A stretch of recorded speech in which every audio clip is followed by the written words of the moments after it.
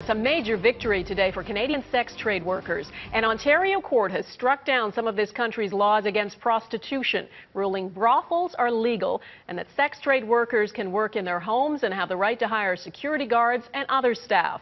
Ontario's Court of Appeal said prostitution is extremely dangerous and brothels are much safer than working on the streets.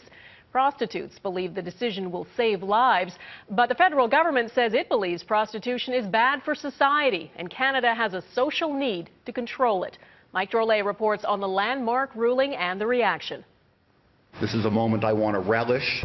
It's been a long fight for lawyer Alan Young and his clients.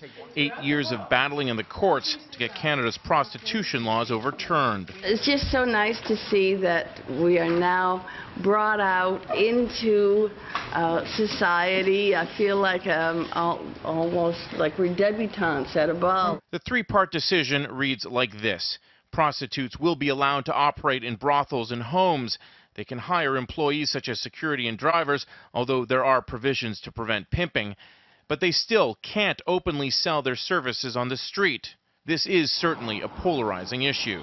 It is the law of the land that has been struck down and needs to be considered properly. The federal government has a year to appeal the case and will no doubt be pressured to do something by family value groups. I personally believe that there will be no equality in this country when a man with money can buy a woman's body. It's disgusting. It's more than troubling, it's disgusting. Katarina McLeod, an ex-prostitute who now teaches at John's School, says this is the worst decision the courts could have made. This is going to be chaotic.